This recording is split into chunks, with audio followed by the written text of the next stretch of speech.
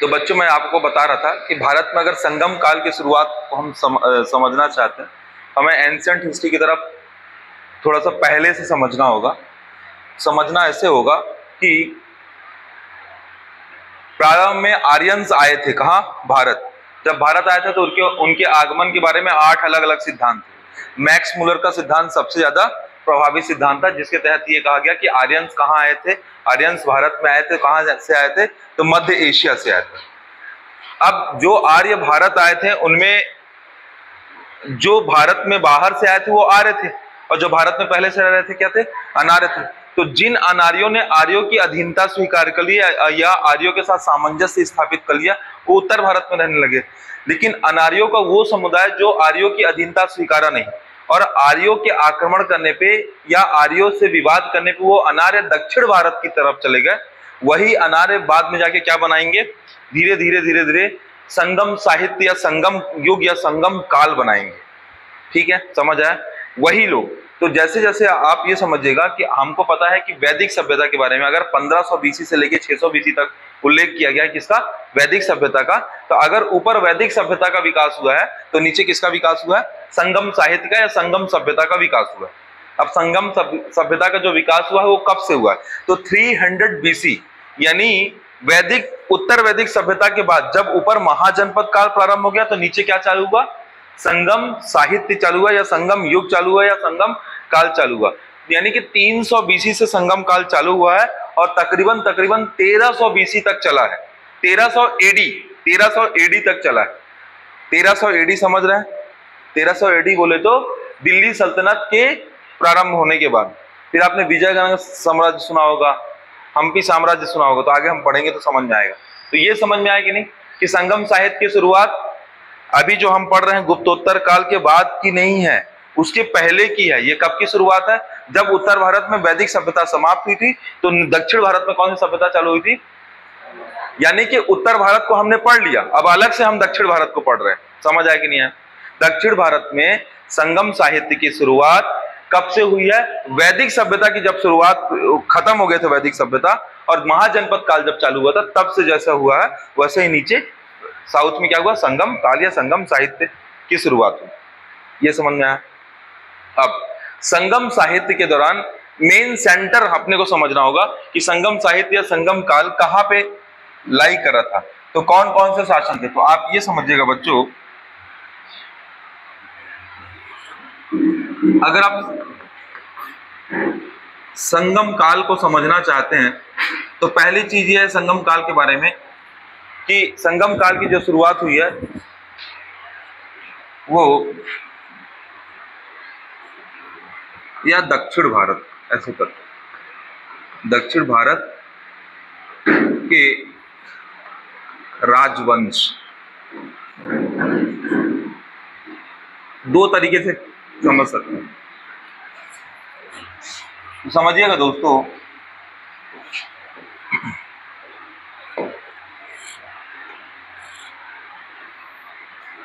ध्यान से समझिएगा। पहले 300 बीसी से लेके 300 एडी तक, मैं सही लिख रहा हूं, आगे सुनिएगा। उसके बाद 300 एडी से लेके 1300 एडी तक लगभग, ठीक है, समझते हैं क्या।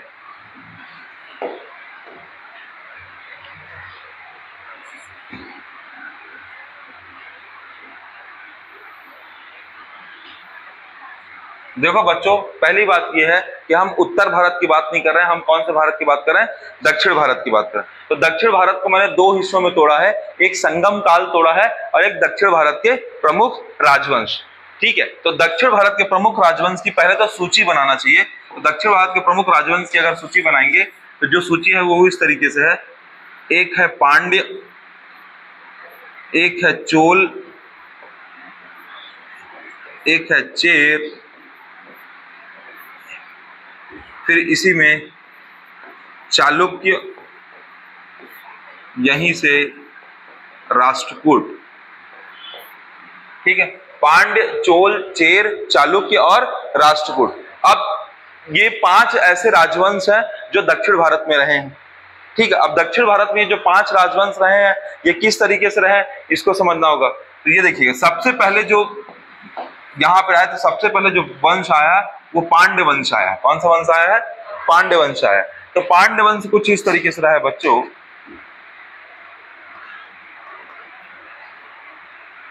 पांड्य वंश के उत्तर और इधर 2 जगह देखिए पांड्य वंश दिखा आपको। ठीक है, जो चालुक्य है बच्चों, चालुक्य के तीन शाखाएं, वेंगी के चालुक्य, बादामी के चालुक्य और कल्याणी के चालुक्य। कल्याणी, वेंगी और बादामी, ये अलग अलग जगह पे हैं, जो कि इस क्षेत्र से लेके इस क्षेत्र तक फैले हैं, 3 अलग अलग सेगमेंट में। कौन? चालुक्य। तो मैं ऐसे लिख सकता हूं अभी, और ये पांड्य समझ में आया बच्चों। ये जो क्षेत्र है ये चेर का है। किसका क्षेत्र है? चेर का क्षेत्र है। किसका क्षेत्र है? चेर क्षेत्र है। ठीक है, पांड्य हुआ, चेर हुआ। उसके बाद बच्चों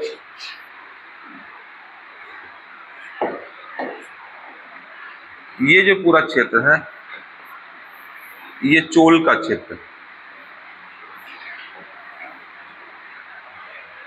ये अलग अलग टाइम पीरियड में आएंगे बताने। तो क्या क्या समझ में आया? पांड्य, चेर, चोल। और ये पूरा क्या है? यहां से यहां तक क्या है? क्या रहा है? चालुक्य रहा है। चालुक्य कितने हिस्सों में टूटा है? 3 हिस्सों में। और चालुक्य के ही सामंत कौन रहे हैं? राष्ट्रकूट रहे हैं। कौन रहे हैं बच्चों? राष्ट्रकूट। तो राष्ट्रकूट का कहां रहा है? राष्ट्रकूट का भी इस पूरे क्षेत्र में राष्ट्रकूट का बोलबाला रहा है। तो आप समझ में आया, पांड्य समझ में आया। पांड्य के बाद क्या? चोल समझ में आया कि चोल इन क्षेत्रों में रहे हैं, चेर को भी हराते हैं वो चोल। पांड्य तो है ही है जो है। तो पांड्य, चोल, चेर, चालुक्य और राष्ट्रकूट, ये सबको देख लिए कहां कहां पे। आप समझिए, देखिए बच्चों, जब संगम साहित्य की शुरुआत हुई थी, जब संगम साहित्य की शुरुआत में, तो वैदिक साहित्य जैसे उत्तर भारत में हुआ था, तो दक्षिण भारत में क्या हुआ था? संगम साहित्य। तो संगम साहित्य, ध्यान से सुनिएगा, संगम साहित्य का संरक्षण पांड्य वंश द्वारा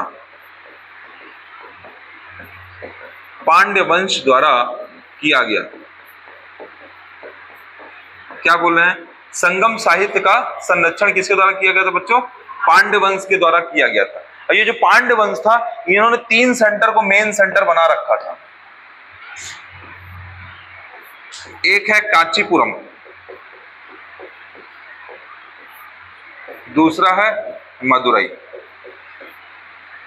क्या है? कांचीपुरम और मदुरई। और बाकी जब आप आगे और कहानियां पढ़ोगे तो क्या होगा, और आगे कहानी पढ़ोगे तो और भी चीजें बदलेंगी और 1-2 जगहें और आएंगी, तो हम उसको उस जगह में करेंगे। तो मेन कांचीपुरम है और मदुरई। ठीक है, ये क्लियर हुआ कि नहीं? धीरे धीरे इसको समझना है। पहले हमने देखा कि चोल, चेर, पांड्य, चालुक्य और राष्ट्रकूट कहां कहां फैले हुए थे, ये हमने देख लिया। दूसरे में हमने ये बताया आपको कि संगम साहित्य की शुरुआत हुई है 300 BC से। कब से शुरुआत हुई है? 300 BC से। तो 300 BC से जब शुरुआत हुई तो किसके द्वारा संरक्षण प्रदान किया गया? सबसे पहले पांड्य के द्वारा। इसका यह मतलब है कि इस पूरे दक्षिण के राजवंश में सबसे पहले कौन सा राजवंश आया? पांड्य राजवंश आया। और पांड्य राजवंश ने किसको संरक्षण दिया है? संगम साहित्य को संरक्षण दिया। और संगम साहित्य भी बच्चों 3 अलग अलग हिस्सों में बटेगा और नाम बहुत ही उटपटांग रहेंगे, तो आप समझते चलिएगा नाम को किस तरीके से कवर करना है। तो ये समझ में आया कि नहीं? अब देखो, अब बच्चों मुद्दा ये है कि जो संगम साहित्य आपको दिख रहा है, याद रखिएगा,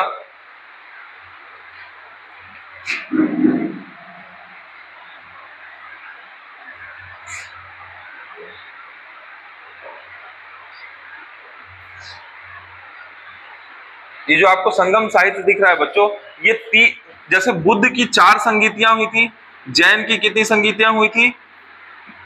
जैन की 2 संगीतियां हुई थी। उसी तरीके से संगम साहित्य की भी संगीतियां होती थी। संगीतियों का मतलब होता है संगोष्ठी। बहुत सारे लेखक, रचनाकार आपस में मिलते हैं और उनको कैसे प्रिंट कराना है, उनको कैसे आगे मैसेज पहुंचाना है, उसके लिए क्या होता है? उसके लिए एक सम्मेलन होता है। क्या होता है? सम्मेलन। तो आप कहने का मतलब है कि संगम साहित्य 3 बार हुआ है। तो देखिएगा यहां से, प्रथम संगम संगीत संगोष्ठी बोलते हैं, प्रथम संगम संगोष्ठी, द्वितीय तृतीय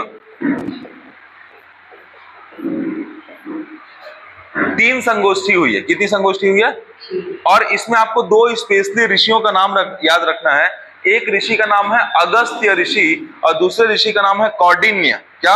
अगस्त और कौंडिन्य। याद रखिएगा बच्चों, मैंने अभी आपको बताया था कि वैदिक साहित्य कहां पर डेवलप हुआ था? उत्तर भारत में। तो नीचे क्या डेवलप हुआ था? संगम साहित्य। तो उत्तर भारत से ही कोई व्यक्ति ऋषि आए थे जो नीचे संगम साहित्य को प्रमोट किए। बोले उत्तर भारत में इस तरीके की चीजें चल रही है तो दक्षिण भारत में फिर इस तरीके की चीजें चालू।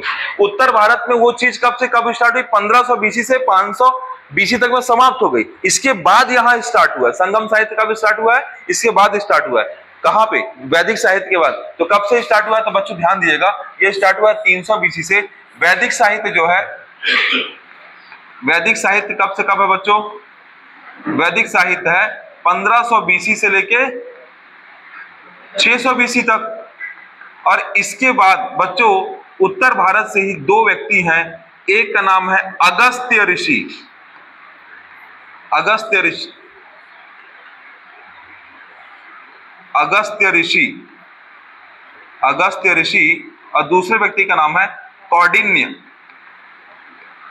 ये क्या किया? दक्षिण भारत में यहाँ के ऊपर की चीजें को ले गए और 300 बीसी में किसकी शुरुआत हुई?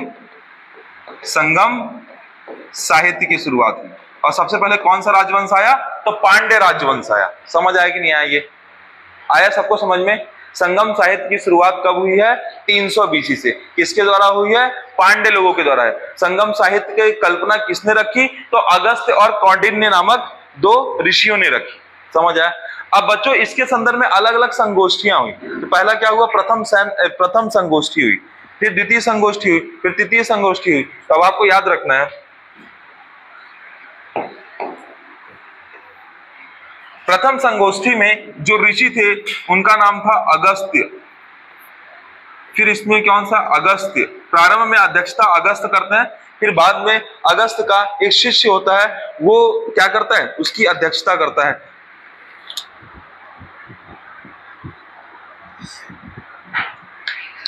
जो शिष्य का नाम रहता है वो थोड़ा सा टफ नाम है बच्चों, तो लक्का पियार। याद रखिएगा, याद कराएंगे। तो प्रारंभ में कौन करता है? अगस्त ऋषि करते हैं, फिर तो लक्का पियर। अभी सब रटेंगे, सब याद है। अभी मैं स्टोरी बताऊं सब याद हो जाएगा। अगस्त ऋषि कहते हैं, फिर अगस्त ऋषि कहते हैं। एक और व्यक्ति रहता है नक्कीर। यानी कि 3 बौद्ध संगोष्ठी होती है। सुनिएगा, 3 बौद्ध संगोष्ठी होती है। तीनों बौद्ध संगोष्ठी अलग अलग ऋषियों के द्वारा की जाती है। तो पहले किसको अध्यक्ष बना के की जाती है? अगस्त ऋषि को। दूसरी संगोष्ठी किसको अध्यक्ष बना के की जाती है? अगस्त ऋषि को। और तीसरी संगोष्ठी किसको बना के की जाती है? नक्कीर को। तीनों संगोष्ठी अलग अलग जगह होती है बच्चों। पहली संगोष्ठी जो होती है वो मदुरई में होती है। मतलब तीनों संगोष्ठी अलग अलग जगह, मतलब कहने का मतलब कि पहली 2 संगोष्ठी जो होती है वो मदुरई में होती है ना, और एक संगोष्ठी जो होती है वो कांचीपुरम में होती है। तो देखिएगा, पहली संगोष्ठी हुई बच्चों मदुरई में। कहां हुई? और दूसरी संगोष्ठी जो है बच्चों वो होती है कांचीपुरम में। कहां? कांचीपुरम। और कहीं कहीं पे कपाटपुरम भी दिखाई देता है, कपाटपुरम। ठीक है। और तीसरी संगोष्ठी जो है बच्चों वो अगेन कहां होती है? मदुरई में होती है, मदुरई में। अच्छा, ये संगोष्ठी कैसी है? मतलब ये समझो कि जैसे प्रयागराज में इतने साल में कुंभ लगेगा, ऐसा बोलते हैं। इतने साल में कुंभ हुआ, तो कुंभ हुआ तो वो स्थल कैसा हो गया? कुंभ का इवेंट तो 10 या 12 या 15 या 20 दिन या 1 महीना चलता है, लेकिन वो स्थान तो हमेशा के लिए बन गया। समझ रहा मैं कहना क्या चाह रहा हूं? 500 वर्षों के लिए वो स्थान बन गया कि प्रयागराज में ही कुंभ होगा। समझे? उसी तरीके से मदुरई में ही संगम संगोष्ठी होगी। प्रथम संगम संगोष्ठी जो है बच्चों उसमें तकरीबन 4499 कवियों ने भाग लिया। कितने लोगों ने भाग लिया? 4499 कवि और लेखकों ने भाग लिया, जिन्होंने बोला कि हम ये चीज जानते हैं और इसमें क्या इन चीजों को प्रकाशित करना चाहते हैं। तो जो अगस्त ऋषि थे बोले हाँ बिल्कुल आप प्रकाशित कर सकते हैं। मतलब चर्चा हुई किसके द्वारा? कवियों के द्वारा, रचनाकारों के द्वारा। और ये संगोष्ठी कितने साल तक चली? तो 4400 वर्ष तक चली। 4400 वर्ष समझ रहे हैं कितना होता है? 5000 साल तक प्रथम संगोष्ठी, 4400 वर्ष तक ये पूरी संगोष्ठी चलती रही। ठीक है, अब 4400 वर्षों का पूरा लेखा जोखा है, तो आप बस इतना याद रखिएगा प्रथम संगोष्ठी कब हुई, अध्यक्ष कौन था और कौन से स्थान में हुई। ठीक है, और पहले बार में कितने सदस्यों ने भाग लिया, तो पहले बार में 500, रुको इसको ना, इस वाले पॉइंट को नहीं याद कराता हूं तो गड़बड़ होगा, भूल हो गया। इसमें 549 सदस्यों ने, इसमें 59 सदस्यों ने और इसमें 49 सदस्यों ने भाग लिया। 549, 59 और 47 है कि 49 है, देखिए तो बुक में लिखा है क्या, 47 सदस्य लिख लीजिए, अभी बाकी अपडेट करा देंगे अगर कुछ गलत होगा। 47 सदस्यों ने भाग लिया कुल मिला के। ये क्लियर हुआ कि नहीं हुआ, क्या बोल रहे हैं? मैंने आपको बताया बच्चों, संगम काल की शुरुआत कहां से हुई है, तो 300 BC से हुई। किसके संरक्षण में हुई, तो पांड्य के संरक्षण में हुई। दक्षिण भारत में कौन लेके आया है, तो अगस्त और कौंडिन्य ने लेकर आया है। और ये संगोष्ठी स्पेशली 2 स्थानों पे हुई, एक कौन सा स्थान है, मदुरई, फिर कांचीपुरम, फिर मदुरई। अगस्त ऋषि और फिर उसके बाद कौन हो गया, नक्कीर। प्रथम संगम संगोष्ठी, द्वितीय संगम और तृतीय संगम संगोष्ठी। और टोटल कितने राजवंश रहे हैं, तो 5 राजवंश रहे हैं। ठीक है, इसको नोट कीजिए।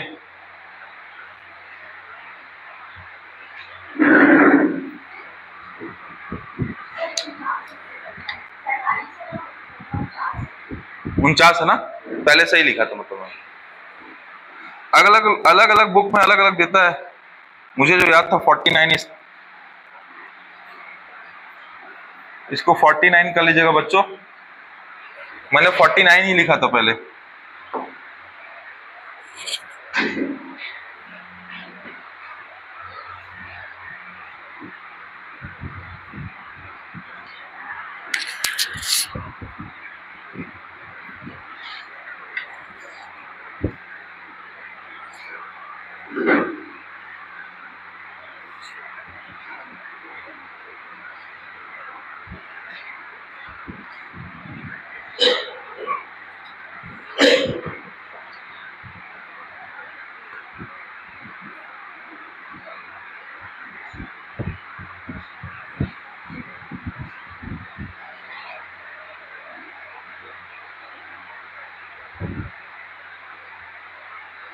बच्चों तीनों संगोष्ठी को ना तमिल में एक ग्रंथ है, उसके शब्दावली के हिसाब से मुच्चंगम बोलते हैं।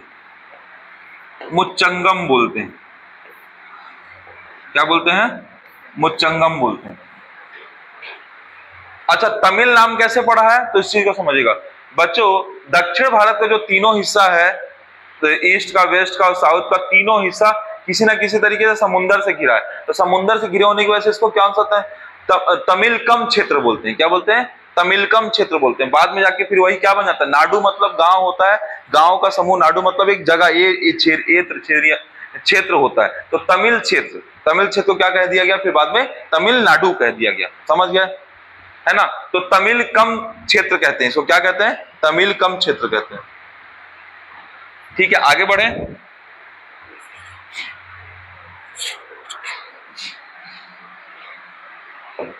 मुद्दे की चीज बच्चों, मुद्दे की चीज ये है, आप पूरी चीजों को 2 पार्ट में तोड़ रहे हैं। पहला पार्ट कौन सा है, संगम काल। कौन सा है, तो मैं अभी आपको जो पढ़ाऊंगा, संगम काल में 3 संगीतियां बता दिया, और संगम काल में अब साहित्य को 2 हिस्सों में बांटेंगे। कितने हिस्सों में बांटेंगे, 2 हिस्सों में। पहले को बोलेंगे अगम और दूसरे को बोलेंगे पूरम। कितने हिस्सों में, 2 हिस्सों में। तो आप सीधे ऐसे समझिएगा कि संगम काल में कोई साहित्य लिखा गया था, जिस साहित्य को 2 हिस्सों में बांटा जा रहा है। एक कहला रहा है अगम और दूसरा कहला रहा है अगम और दूसरा पूरम कहला रहा है। तो देखिए, पहला क्या हो गया, अगम,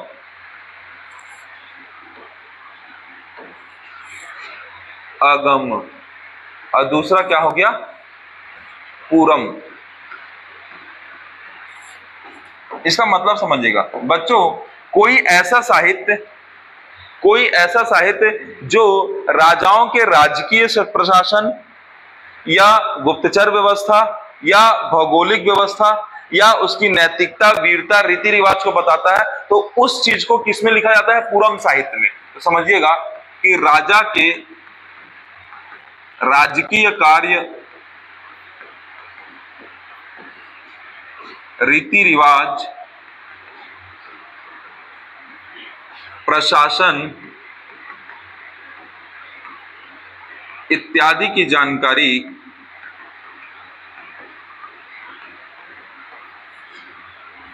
पूरम साहित्य के अंतर्गत आती है।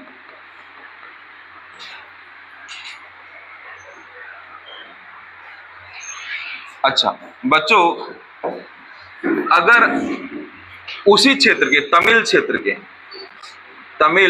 क्षेत्र के प्रेम संबंधी कहानियों का वर्णन हो, प्रेम संबंधी कहानियों का वर्णन किसमें आता है? अगम साहित्य के अंतर्गत आता है। अगम साहित्य, मान लो वहां से दो तरीके का लिटरेचर प्राप्त हुआ, जिसमें प्रेम प्रसंग की बात कही तो किसमें आएगा? अगम साहित्य में। और जिसमें राजाओं के बारे में, प्रशासन, राजकीय कार्य, रीति रिवाज इत्यादि की जानकारी में, तो किसमें आएगा? वो पूरम साहित्य में आएगा। तो तमिल साहित्य कितने हिस्सों में बटा हुआ है? दो, अगम और पूरम। ठीक है, इस साहित्य की विषय वस्तु के आधार पे, साहित्य की विषय वस्तु, साहित्य का कंटेस्ट क्या है? जैसे थ्रिलर मूवी है, रोमांटिक मूवी है, इस टाइप का। तो रोमांटिसिज्म को किसमें दिखाया गया है? अगम साहित्य में। ठीक है, लेकिन इस एडमिनिस्ट्रेशन पार्ट, थ्रिलर पार्ट को किसमें दिखाया गया? पूरम साहित्य में। तो साहित्य के विषय वस्तु के आधार पर संगम साहित्य के दो प्रकार।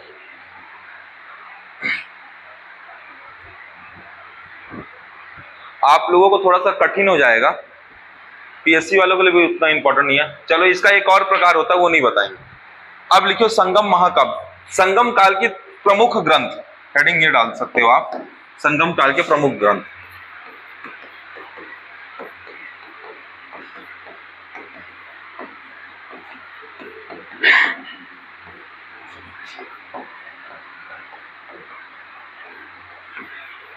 बच्चों, आपकी बुक में ना लिस्ट दी हुई, उस लिस्ट की सूची बनाएंगे। पहला तो लिखा है तोलक्का पीएम लिखा हुआ है। देखो, एक तोलक्का पीएम दिख रहा सभी को? तोलक्का पीएम दिखा? याद करना पड़ेगा भाई, ये बहुत अच्छे से पूछता भी है और आपको याद भी करना पड़ेगा, और ऐसे ही याद करना पड़ेगा। और नाम नहीं परिवर्तित होगा, नाम आपको रटना ही पड़ेगा। क्या नाम है? तोलक्का पीएम। और किसने लिखा है? तोलक्का पियर। तो बुक का नाम क्या है? तोलक्का पीएम। किसने लिखा है? तोलक्का पियर। दूसरी बुक का नाम है, देखो आपको शिल्पाधिकारम दिख रहा हो, शिल्पाधिकारम दिखा? शिल्पाधिकारम को लिखा है एक जैन राजकुमार ने, जिसका नाम है इलांगो आदिगल। दिखा? इलांगो आदिगल। ठीक है, उसके बाद देखो, जैसे तो मणिमेखले दिख रहा होगा। मणिमेखले को एक बौद्ध व्यापारी ने लिखा है, जिसका नाम है शीतले सत्यनारायण। मणिमेखले, शीतले सत्यनारायण। अरे इस सब में स्टोरी है, याद हो जाएगा अभी। क्या, बस आप रटते चलो। क्या क्या लिखा हुआ है कि मणिमेखले को किसने लिखा है? शीतले सत्यनारायण, शीतले सत्यनारायण, शीतले सत्यनारायण। चलो मेरे साथ बोलो, मणिमेखले को किसने लिखा? हाँ चलो 5 बार बोलो, मणिमेखले शीतले सत्यनारायण, मणिमेखले शीतले सत्यनारायण। ऐसे बोलो 5 बार। एक बार हुआ, बोलो। हाँ, और मणिमेखले शीतले सत्यनारायण, मणिमेखले शीतले सत्यनारायण, मणिमेखले शीतले सत्यनारायण। शिल्पाधिकारम इलांगो आदिगल, शिल्पाधिकारम इलांगो आदिगल, शिल्पाधिकारम इलांगो आदिगल, शिल्पाधिकारम इलांगो आदिगल, शिल्पाधिकारम इलांगो आदिगल, शिल्पाधिकारम इलांगो आदिगल, शिल्पाधिकारम इलांगो आदिगल। याद हुआ 2? मणिमेखले शीतले सत्यनारायण, शिल्पाधिकारम इलांगो आदिगल। तोलक्का पीएम, तोलक्का पियर, तोलक्का पीएम, तोलक्का पियर, तोलक्का पीएम, तोलक्का पियर, तोलक्कम पीएम, तोलक्का पियर। आपको टंग को ट्विस्ट करके याद करना ही पड़ेगा। तोलक्का पीएम, तोलक्का पियर, तोलक्का पीएम, तोलक्का पियर, तोलक्का पीएम, तोलक्का पियर। ठीक है, अगला कौन सा था? मणिमेखले शीतले सत्यनारायण, मणिमेखले शीतले सत्यनारायण, मणिमेखले शीतले सत्यनारायण। शिल्पाधिकारम इलांगो आदिगल, शिल्पाधिकारम इलांगो आदिगल, शिल्पाधिकारम इलांगो आदिगल। ट्विस्ट में आया, टंग में आया कि नहीं आया? इजी हो जाता है धीरे धीरे।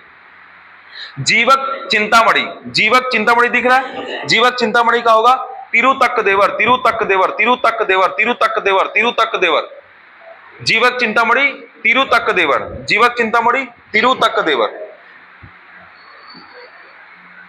अब एक और बस 4 ही लिखा हुआ कि एक और लिखा हुआ है, तिरुक्कुरल, तिरुक्कुरल नहीं लिखा हो तो लिख लीजिएगा, तिरुक्कुलर, तिरुक्कुलर, तिरुवल्लूर, तिरुक्कुलर।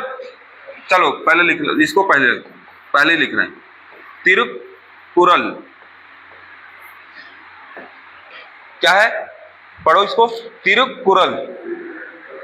और इसको लिखा कौन है, तो तिरुवल्लुवर,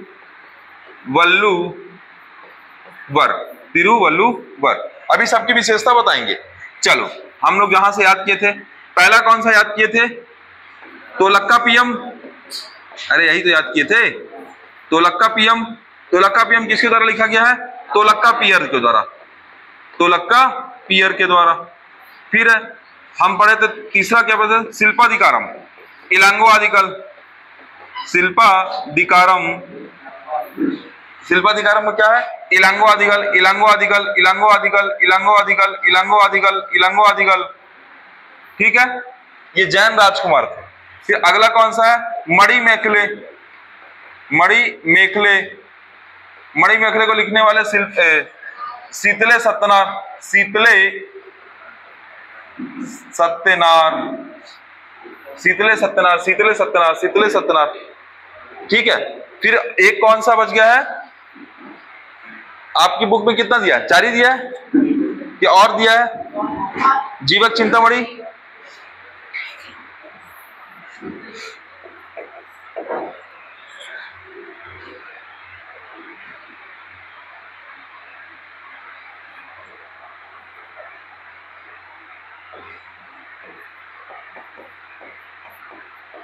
जीवक चिंतामणि, क्या नाम है,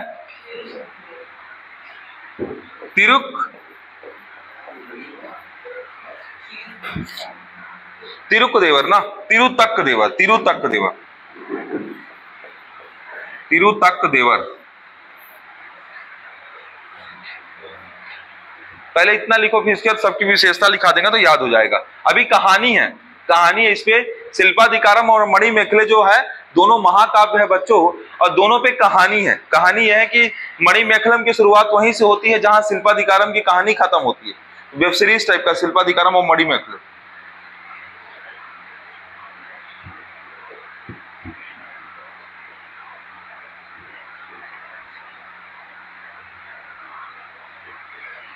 बच्चों सबके लिए मैं एक चीज लिख रहा हूं, उसको समझिएगा। जो तिरुक्कुरल दिख रहा ना आपको, तिरुक्कुरल, देखिए सबकी अपनी अपनी खासियत है बच्चों।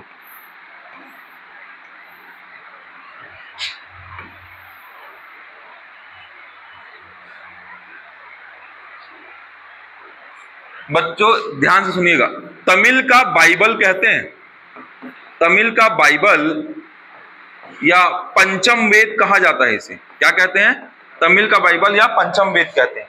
किसको कहते हैं, ये बुक बहुत इंपॉर्टेंट है, चाहे कोई भी एग्जाम हो भाई, है ना, उसमें कोई आप नाम वैसे याद करना पड़ेगा। भारत में रहते हो आप, भारत में तमिल भी बोलते हैं कोई लोग, तोलक्कापियम, तोलक्कापियर, इसे बोलते हैं तमिल व्याकरण। क्या है ये, तमिल व्याकरण। शिल्पाधिकारम को कहेंगे राष्ट्रीय काव्य, तमिल लोग इसको क्या बोलते हैं, राष्ट्रीय काव्य की संज्ञा कहते हैं। तो तमिल जनता इसे क्या बोलती है, राष्ट्रीय काव्य कहती है बच्चों। तमिल जनता इसे क्या बोलती है, राष्ट्रीय काव्य। ठीक है, अगला देखोगे मणि मेखले, तो मणि मेखले का कौन है, शीतले सत्यनार है। तो मणि मेखले बच्चों एक बौद्ध पुस्तक है, ये तमिल साहित्य का रत्न बोलते हैं। तो तमिल साहित्य रत्न,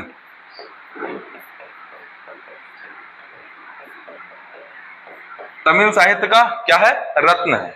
कौन सी, मणि मेखले। और ये बौद्ध पुस्तक है। कैसी पुस्तक है बच्चों, ये बौद्ध पुस्तक। और बच्चों तिरुतक्क देवर ने जीवक चिंतामणि लिखी है, ये एक जैन ग्रंथ।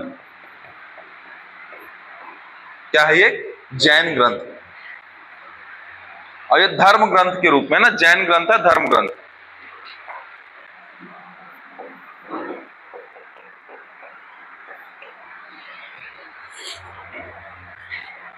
अभी अभी एक स्टोरी बताऊंगा तो सब यही चीज अच्छी लगने लगी, इसलिए उस स्टोरी को सबसे लास्ट में रखें ताकि आप बोर हो जाएंगे पढ़ पढ़ के, याद कर करके। जब स्टोरी सुनेंगे तो ये याद होना चालू हो जाएगा।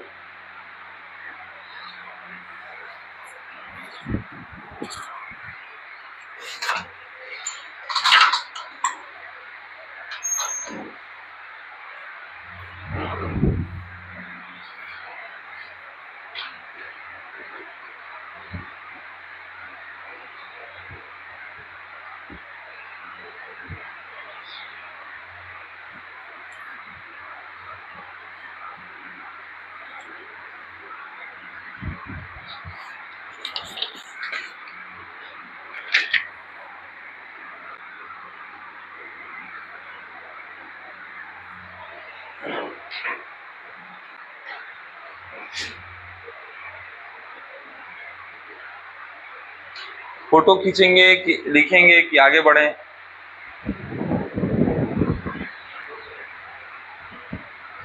चलिए आगे बढ़ रहे हैं, जल्दी खींचिए।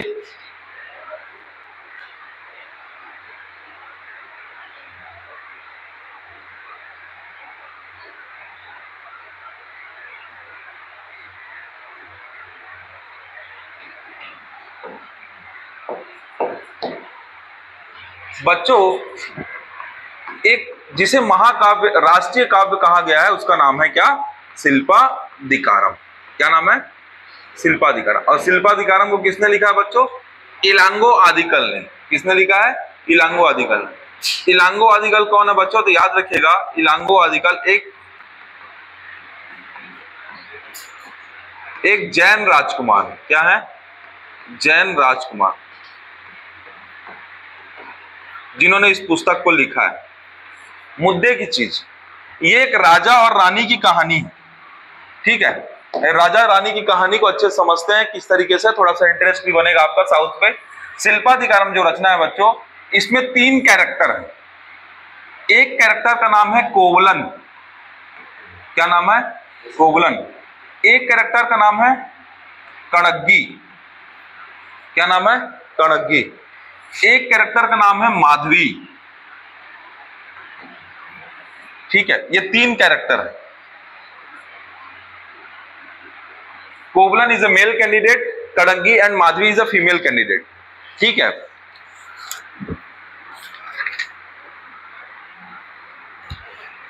बच्चों यहां पे 2 महत्वपूर्ण जो मैप है ना, मैप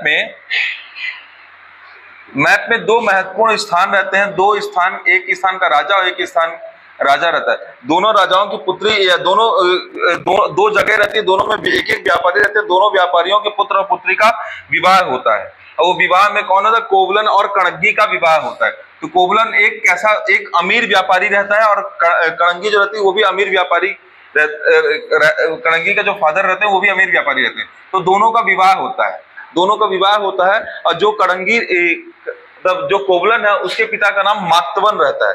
तो माक्तवन व्यापारी का पुत्र कौन रहता है? कोवलन। तो कोवलन है राजा, ठीक है? कणग्गी है रानी, और माधवी है नृत्यांगना। बच्चों होता ये है, ध्यान से सुनिएगा, स्टोरी को स्टोरी की तरह से लीजिएगा, ठीक है? कोवलन क्या होता है? कोवलन का विवाह होता है कणग्गी के साथ, और कणग्गी और कोवलन बहुत अच्छे से 4 साल तक अच्छे से रह रहे होते हैं। उसके बाद किसी वजह से कोवलन को युद्ध करता है, शायद युद्ध जीतता है, तो उसके संदर्भ में वो नृत्य आयोजित करता है, तो माधवी को नृत्य करते हुए देखता है। तो कोवलन और कणग्गी के बीच क्या होता है? किसी तरीके से क्या होता है? विवाद चालू हो जाता है, और कोवलन किसके साथ रहने के लिए तैयार हो जाता है? किसके साथ? माधवी के साथ रहने के लिए तैयार हो जाता है, और वो माधवी के साथ लगभग 3 वर्षों तक रहता है। इस दौरान क्या होता है कि कोवलन माधवी को संपूर्ण साम्राज्य लुटा देता है। जितना भी कमाता है वो क्या करता है? किसको लुटा देता है? माधवी को संपूर्ण क्या संपत्ति वो लुटा देता है।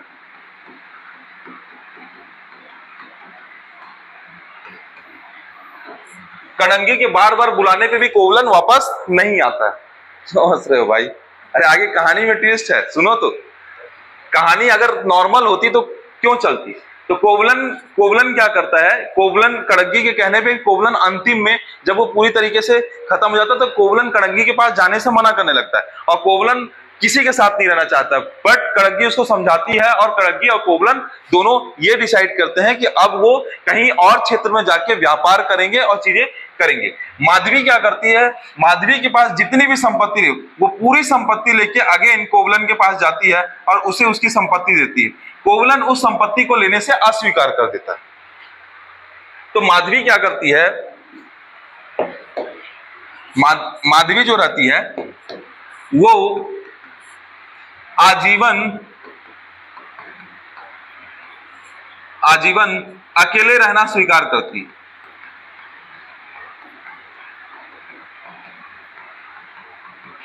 और माधवी से एक पुत्री होती है जिसका नाम होता है मणिमेखले। ये किसकी पुत्री रहती है? ये कोवलन और माधवी की पुत्री रहती है। कौन? मणिमेखले। अब और ये अंत में बच्चों ये बौद्ध भिक्षु बनती है और बौद्ध भिक्षु बनके अपना जीवन त्याग करती है। ठीक है। इधर कोवलन और कड़ंगी एक दूसरे जगह जाते हैं, दूसरे जगह जाके व्यापार करने लगते हैं और व्यापार करके धीरे धीरे उभरना चालू करते हैं। लेकिन अच्छा बच्चों, शिल्पाधिकारम का मतलब होता है पायलों की कथा। पहले तो मीनिंग मैंने नहीं बताया, ये इंपॉर्टेंट है क्योंकि कहानी में जुड़ेगा। शिल्पाधिकारम मतलब क्या है? पायलों की कथा। पिक्चर का ये वाला स्टोरी खत्म हुआ, ये वाली स्टोरी बची हुई है। ये वाली स्टोरी में कोवलन और कड़ंगी जब दूसरे क्षेत्र में जाके क्या करने लगते हैं, कोवलन और कड़ंगी जब दूसरे क्षेत्र में जाके व्यापार करने लगते हैं तो वहां पे एक राजा होता है। उस राजा का एक मुख्य व्यक्ति होता है जो गुप्तचर के रूप में हर जगह काम करता है। तो वो गुप्तचर दिखता है कि एक नया व्यापारी आया है, इस क्षेत्र में एक नया व्यापारी आया है, उसकी वाइफ के पास एक पायल है, वाइफ के पास एक पायल है। तो वो क्या करता है, अब वो गुप्तचर को वो पायल कैसे देखने को मिलता है? तो ये जो कड़ंगी रहती है, कड़ंगी के पास एक अंतिम वस्तु के तौर पे पायल रहता है। वो पायल क्या करती है, वो पायल किसको देती है? कोवलन को देती है। और कोवलन उस पायल को सेल करके उससे क्या करना चालू करता है? व्यापार करना चालू करता है। तो होता यह है बच्चों कि जो पायल रहती है, पायल की पूरी आकृति, अब पूरा सब कुछ राजा की रानी से मिलता है। तो अब क्या होता है, ये गुप्तचर इस चीज को बताता है राजा के पास। राजा बहुत ज्यादा न्यायप्रिय आदमी रहता है।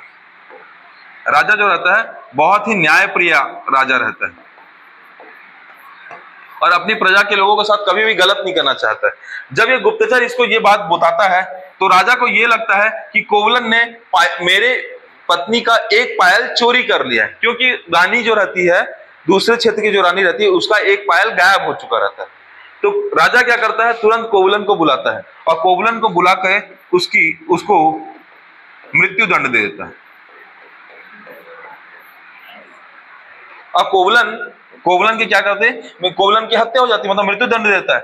ऐसे में जो रानी रहती कड़ंगी, जो दूसरी व्यापारी की जो पत्नी रहती कड़ंगी, वो बहुत ज्यादा क्रोधित हो जाती है और वो फिर राजा के पास जाती है। राजा के पास जाती है वो और वो बताती है पूरा वाक्य कि ये पायल चोरी की पायल नहीं है, ये पायल मेरी पायल है। और वो दिखाती है कि देखिए इसका दूसरा जोड़ा मेरे पास रखा हुआ है। तब राजा को बड़ा पश्चाताप होता है और राजा एक जौहरी को बुलाता है, बोलता है कि दोनों पायल को, इसकी पत्नी का पायल और उस कड़ंगी की पायल को मैच करता है। तो उसमें एक मोती का फर्क रहता है और इससे ये समझ में आता है कि कड़ंगी की जो पायल है, उस पायल को देख के जौहरी ने दूसरी पायल बनाई थी।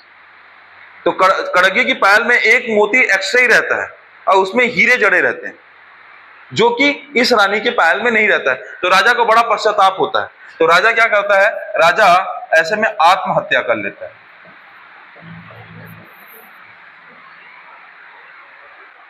ठीक है। तो ये एक दूसरी स्टोरी ये है, एक स्टोरी माधवी और माधवी मणिमेखले और कोवलन की। ठीक है, दो स्टोरी है। अब मणिमेखले की स्टोरी, जो शिल्पाधिकारम है, शिल्पाधिकारम के बाद क्या है, मणिमेखले। मणिमेखले कौन लिखा है, शीतले सत्यनारायण ने लिखा है। तो मणिमेखले जो रहती है वो, उसके बारे में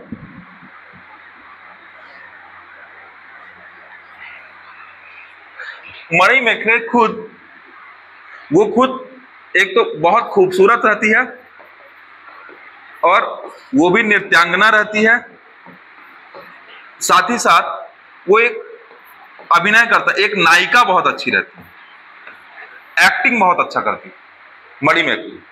तो मणिमेखले के ऊपर एक राजा, राजकुमार उदयन कुमार नाम है शायद उसका, हाँ उदय कुमारन नाम, एक राजा उदय कुमारन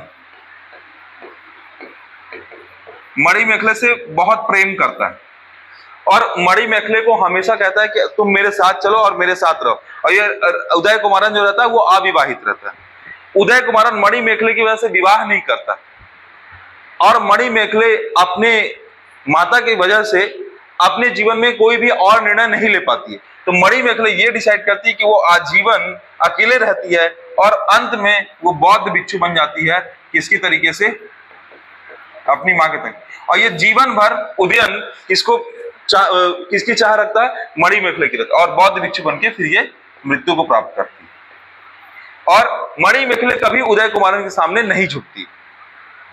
तो ये पूरी स्टोरी है किसमें, शिल्पाधिकारम और मणिमेखले की। ठीक है, तो शिल्पाधिकारम की स्टोरी किसने लिखी है, इलांगो आदिगल ने, और दूसरा जो है मणिमेखले की स्टोरी किसने लिखी है,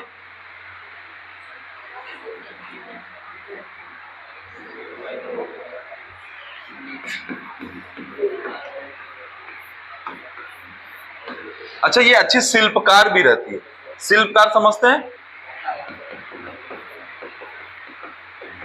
मणियों से युक्त कंगन, मणिमेखले का मतलब होता है मणियों से युक्त कंगन। इसके रचनाकार जो है बच्चों, उसका नाम क्या है, शीतले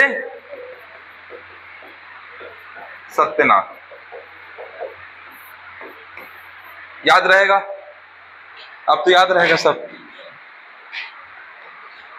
सो रहे थे पहले, देखो एक बार देख लो। तो ये संगम काल कंप्लीट हो गया। संगम काल को हमने किससे समझा, संगम साहित्य से समझा। तो संगम साहित्य का एक हिस्सा क्या हो गया, कंप्लीट हो गया। अब दूसरा हिस्सा क्या है, दक्षिण भारत के प्रमुख राजवंश, यानी हम इसमें क्या पढ़ने वाले हैं, तो पांड्य, चोल, चेर, चालुक्य, राष्ट्रकूट। तो एक हिस्सा हमने पढ़ लिया। वो हिस्सा कहां से कहां था, 300 बीसी से लेकर 300 एडी तक। बच्चों इस दौरान टोटल पांड्यों का शासन था और पांड्य शासकों में तकरीबन 197 राजा आए थे। 197 राजा रहे हैं इस दौरान, जो अलग अलग क्षेत्रों में रहे हैं बच्चों, कहीं पे कॉन्सेंट्रेट नहीं रहा। ऊपर के राज्य और नीचे के राज्य में खासियत में अंतर ये रही है, ऊपर केंद्रीकृत प्रशासन रहा है और नीचे विकेंद्रीकृत प्रशासन रहा है। 197 राजा हुए हैं, लेकिन लीडिंग के तौर पे 10 या 12 ही राजा प्रमुख रहे हैं। बाकी राजा जो है ना, किसको बनाने में समय व्यतीत किए हैं, संगम साहित्य को। तो संगम साहित्य का मैटर क्लियर हुआ कि नहीं, इस तरीके संगम साहित्य है। पांड्य का रोल, सबसे पहले पांड्य आए, फिर चेर आए, फिर चोल आए, और उसी के पैरेलल में चालुक्य, और उससे पहले बीच में थे फिर कांचीपुरम और मदुरई, दो इंपॉर्टेंट शहर थे। 3 संगीतियां हुई, 3 ऋषि हैं, फिर 2 शहर हैं और इतने सारे कवि हैं। इसके बाद अगर आप बात करोगे तो अगम और पूरम 2 हिस्सों में तोड़ा गया है। किसको, संगम साहित्य को, जिसमें प्रेम संबंधी जो साहित्य लिखा गया है उसको अगम साहित्य कहा गया है। जो राजकीय संरचना संबंधी साहित्य है उसको पूरम साहित्य कहा गया है। और संगम काल के प्रमुख महाकाव्य तो तिरुकुरल, तोलक्कापियम, शिल्पाधिकारम, मणिमेखले, जीवक चिंतामणि, है ना। तो मणिमेखले याद रहेगा, शीतले सत्यनाथ, शिल्पाधिकारम, इलांगो आदिगल, तोलक्कमपियम, तोलक्कापियर, तिरुकुवल्लुवर और जीवक चिंतामणि, तिरुतक्क देवर। एकदम आसानी से याद हो जाएगा, बस आपको तोड़ना आना चाहिए। तिरुवल्लुवर, तिरुवल्लुवर, इलांगो आदिगल, शीतले सत्यनाथ, तिरुक देवर और तोलक्कापियम को तो याद ही नहीं रहेगा, जो लिखा है इधर वही लिखा है, मां को रा कर देना है।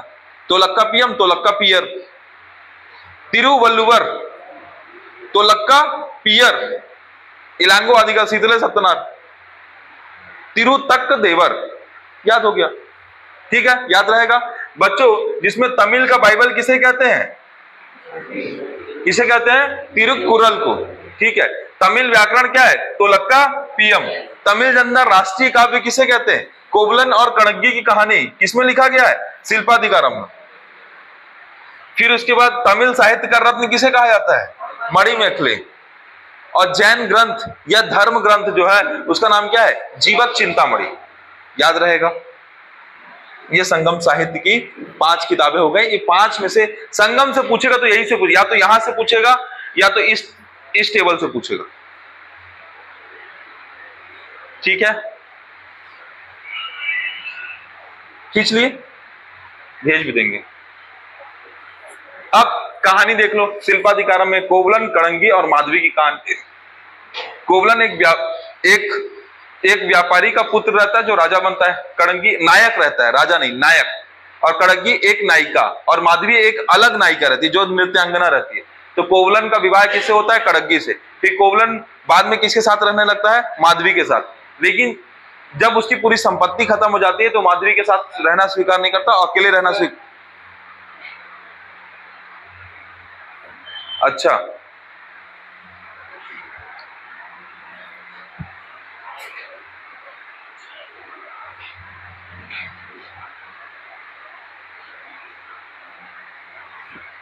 बच्चों यहीं पे लेक्चर खत्म करते हैं, ठीक है। उसके बाद अभी सर की क्लास होगी। तो ये जो इसका एक हिस्सा है, एक हिस्सा मैंने आपको संगम साहित्य का बता दिया है, ठीक है। इसमें कोई डाउट होगा तो पूछ लीजिएगा।